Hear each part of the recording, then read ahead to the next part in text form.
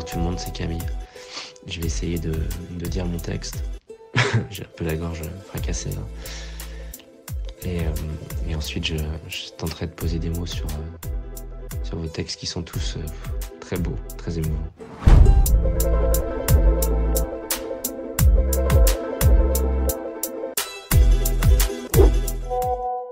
Soucieux de ça.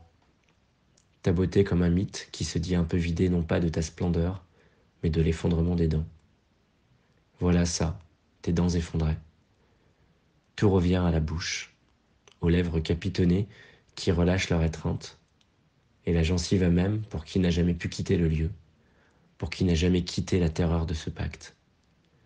La voix rauque déjà des soirs plus anciens, Rothman rouge le soir à minuit, le chavirement du sommeil, le train sonore de la nuit avec les voix noires de La Rochelle, les voix sur la jetée à la Grand-Rive, quand tu riais à pleines dents, à dents pleines, à dents blanches et solaires. Mais non, tu n'as rien vu venir. Non, tu n'as rien vu de cette cendre au bleu noirci qui maquillait déjà tes dents. Tes dents, c'est ton corps dans la rue Saint-Sauveur qui déambule et qui sourit. C'est aussi une histoire qui se raconte. Une histoire d'enfant délaissé, jamais soigné. Pas le temps ni l'argent d'aller chez le dentiste. Dissous dans la lumière, une lumière noire de cariférailles et de dents calcinées. L'enfant devenu mère, devenu chantre des apparences, veut garder des dents dans sa bouche, les dents qui riaient sur le vieux port de La Rochelle. Mais comme une histoire tragique pénétrant au hasard sa mémoire fautive, chaque matin la mère fume et l'ombre continue de gagner ses dents.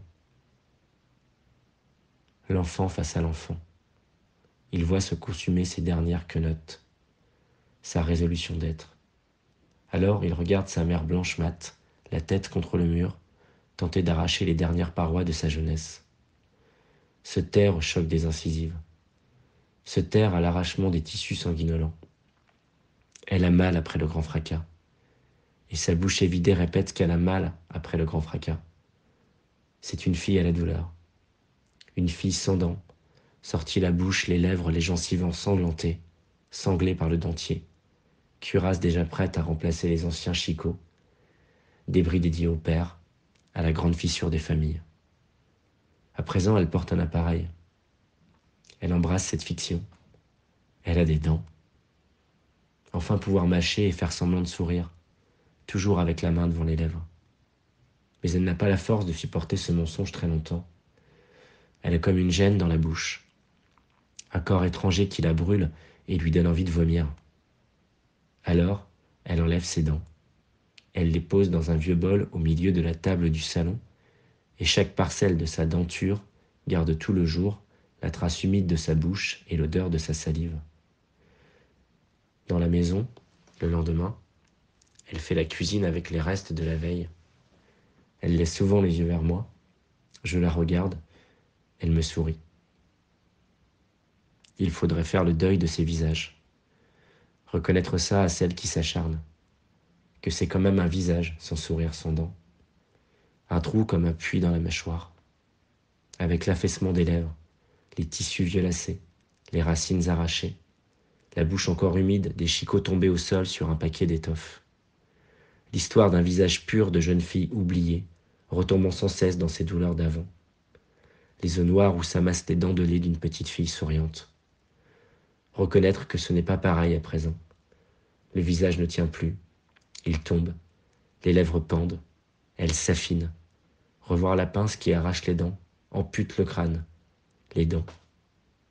Celles qu'on n'a pas pu sortir soi-même devant l'effroi de l'enfant et la peur de la septicémie.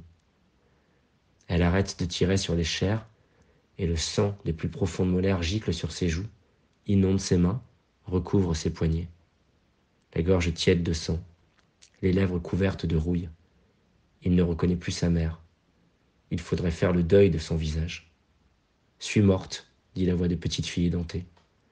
La bouche vidée après le grand dépeçage, salie par le souvenir de l'ancienne bouche, l'autre retombant chaque fois, l'appelant sans cesse à retourner au puits, retrouver le vide, l'écho du cri, sa douleur d'enfance. Visage d'amour sans dents, visage brisé, atroce de près, repoussant le visage terrifié de l'enfant. Réduite à ça, celle qui s'acharne. Au réveil, Ton visage porte une douleur lancinante, une douleur de matraque, de coups, de piétinement dans la mâchoire. Reconnaître que c'est fou quand on y pense. De ne plus avoir mal et d'avoir aussi mal pour un seul et même visage.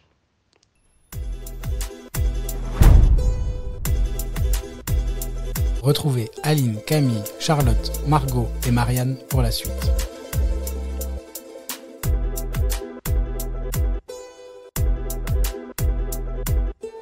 En miroir, un podcast de Benjamin Milezzo, proposé avec Captive Édition.